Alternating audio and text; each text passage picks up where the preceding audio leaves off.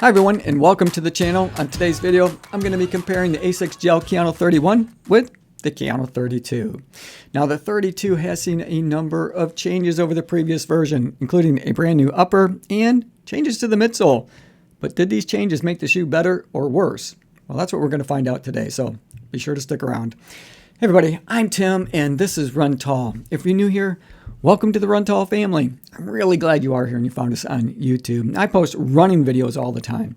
Running shoe reviews, comparisons, and shoe battles. But I like to post a lot of other videos that are related to running as well, like training, recovery, and gear reviews. So if you're into that kind of thing, I want to invite you to subscribe to the channel. It's absolutely free to do, and it really does help out.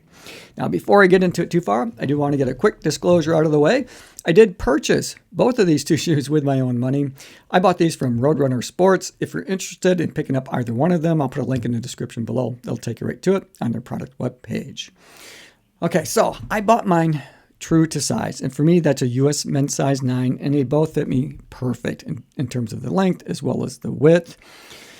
In terms of weight, well, there is a difference on the stated weight on their website, with the Gel-Kayano 31s coming in at 10.6 ounces and the Gel-Kayano 32 coming in at 10.3 ounces. Now, I have a lot more miles in the 31 than I do the 32, and that might account for some of the differences here on my scale. So I got my scales out. I'm going to put them on there and weigh them and see what they come in at today. Now, I've got probably 200 miles on the 31s, and on my scales, they're coming in at 10.69 ounces. So let's put the 32s on. Now, with the 32, I've got 49 miles on these. I wish now that I'd run just a couple extra minutes so I could have said I had 50 miles. That just sounds better. But anyway, I'm going to put them on my scales, and they come in at 10.69 ounces, exactly the same weight. So while there is a difference on the stated weight on the website, after you run in them a little while, for whatever reason, on my scales, they're coming in exactly the same. So what that tells me is don't let weight influence your decision, because basically they weigh the same. The big difference is with the upper, for example, and the midsole. So let's take a look at the upper first. With the 31, this is a thinner upper material. It has these big, wide perforations up here in the toe box, which does allow some airflow. I do think that these are a little cooler on foot. They have the big perforations up here compared to the 32, which aren't quite as big, but the tongue here isn't as breathable as the ones on the 32s. So we're going to take a closer look at that here in a second. It also feels a little bit more loose around the midfoot section of the shoe. Although I was able to get locked in and secure all the way back to my heel cup, it's not as form-fitting as the 32s. And there's a couple of reasons for that. Number one is the material that they use. This is more sock-like material, and they've got it wrapping around your midfoot section of the shoe. And a part of that is because of the geometry, but there's some give to the material as well. So it's not restrictive. I never felt like I was being inhibited in my gait as I moved through my foot strike. But both of them did a really good job in allowing me to feel locked down and secure. So they're both good uppers, but they do fit differently. This is a bit more loose, as I said, in the midfoot section, and these feel a bit more form-fitting around that midfoot section. The big difference with the tongue is the 31s are more cloth and padded compared to the 32s. And so let me show you what I mean. So if I pull this tongue out here, you can see it's got a little bit of thickness here. It's all cloth material.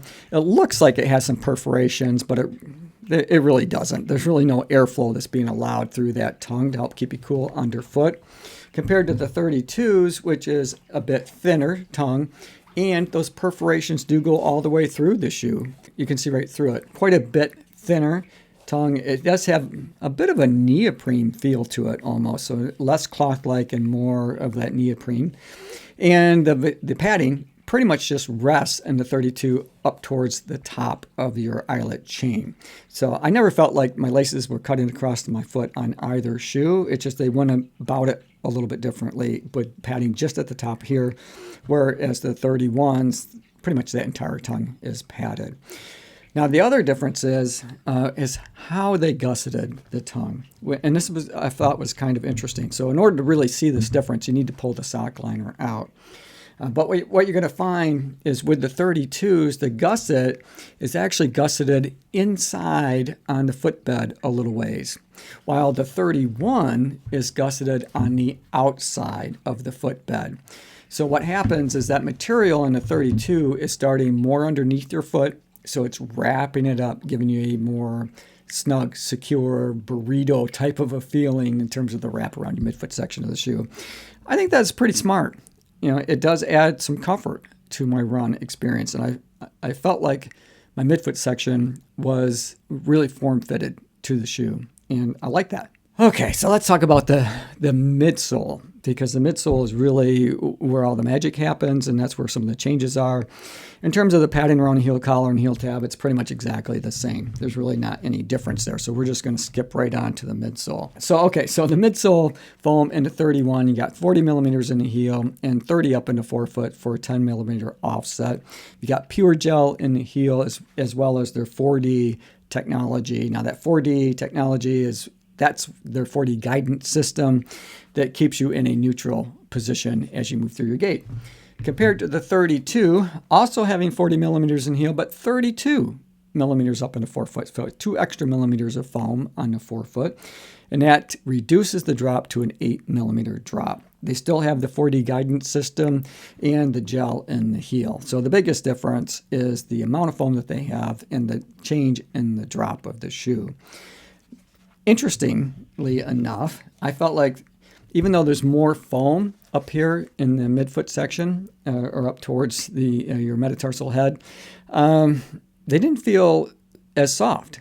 They felt just a little bit more firm. The trade-off, though, is I do feel like there was more impact protection. So I don't feel like I'm slamming into the pavement at all. And I do feel like I get a little bit more bounce. So now, while they're not maybe as cushioned, I feel like I'm maybe getting a little bit more back in terms of energy so that I can move through my gait a little quicker, so feeling a little bit faster underfoot. The ride of both of these is great. I found them both to be a smooth riding shoe, transitioning well. I do feel like the 32s have gained a little something in terms of the transitioning. While I do feel like these are a really smooth shoe to run in, these feel just a little bit smoother. Just a little bit smoother than the 31s. So I like the 32s from the ride and the impact protection. The 31s are a little more cushioned, a little less impact protection, and don't feel quite as smooth in my gait as I'm moving through my foot strike. Both have a nice heel bevel back here, and both have their AHAR Plus rubber in the heel, or their high abrasion rubber in the heel, and then they have their ASICS hybrid grip material. And they do a good job. I've got a lot of respect for that ASICS hybrid grip, and I put them through the test, especially on the 31s and all kinds of weather conditions, slippery roads, and they have a lot of stick. So especially if I'm running on pavement and they might be a little bit damp, maybe for some rain, or maybe it is raining at the time, I felt like that hybrid grip did a really nice job. Feeling even a little tacky at times, but I felt safe and secure, not like my feet were going to slip out from underneath me. And the 31s, I do have a lot more miles on them, and I can see some signs of wear where that outsole rubber material has begun to wear down. But again, it's halfway through the life of the shoe. If I can get 400 miles onto the shoe, I'd be really happy, and I think that I can. Which shoe do I think is the better shoe? Well, it really depends on what you're looking for. If you want a cooler shoe on foot, one that's softer to run in, and right now you can save yourself a whole lot of money. I think these are on sale for maybe $128, something like that, $130.